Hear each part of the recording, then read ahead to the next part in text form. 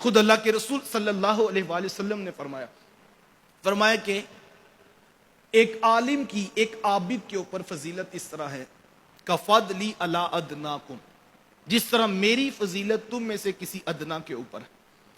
حضور کی فضیلت کسی ادنا کے اوپر کتنی بڑی فضیلت، یعنی اس کا کوئی موازنہ کوئی کمپیریزن بنتا نہیں ہے۔ اور میں یہ کہتا ہوں آپ ایک پلڑے میں 7 ارب انسانیت رکھیں، بلکہ حضرت آدم علیہ السلام سے لے کر آخری امتی تک ساری انسانیت ایک پلڑے میں کھڑی کر دیں، اور دوسری طرف صرف میرے حضور ہوں تو پھر بھی مقابلہ کوئی نہیں بنتا۔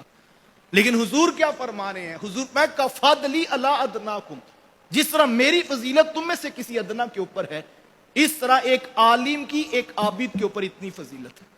یعنی علم کو حضور علیہ السلام نے اہمیت دی ہے۔ تو میں آپ لوگوں کو مبارکباد پیش کرتا ہوں کہ آپ لوگ ان راہوں کے مسافر ہیں۔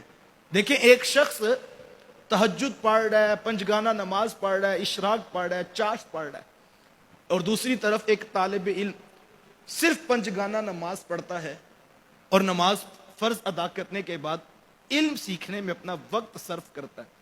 دوسری طرف تہجد بھی ہے، چاشت بھی ہے، اشراق بھی ہے، وظائف بھی ہیں، تسبیح بھی کی جا رہی ہے، سارے وظیفے کیے جا رہے ہیں، اور اس طرف صرف پنجگانہ فرض نماز حلال حرام کی تمیز کے ساتھ جو ہے وہ معاشرتی انداز ہے، اور ساری توجہات علم حاصل کرنے پر دے رہا ہے کوئی شخص، تو یہ زیادہ فضیلت والا کیوں ہے؟ اس لیے کہ یہ علم دین حاصل کرنے والا ہے۔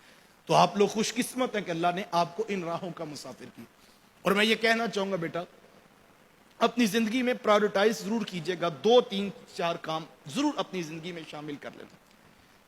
ایک تو انما الاعمال بالنیات، واضح حدیث موجود ہے، اعمال کا دارومدار نیتوں کے اوپر ہوتا ہے۔ جیسی نیت ہے کل اجر اسی طرح کا ملے گا۔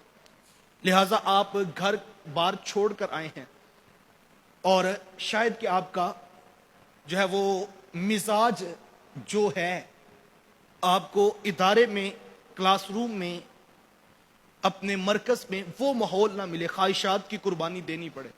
مجھے کچھ اچھا لگتا ہے کھانے میں، لیکن وہ میں دسترخوان پہ دیکھتا ہوں تو وہ میری مرضی کا نہیں پکا ہوا، تو مسئلہ تو ہے، جو میں پسند کرتا ہوں وہ کھانا میری مرضی کا نہیں، جو میں جو ہے وہ کرنا چاہتا ہوں اس طرح کا ماحول مجھے میسر نہیں آ رہا، تو بظاہر تھوڑی سی تکلیف نظر آئے گی۔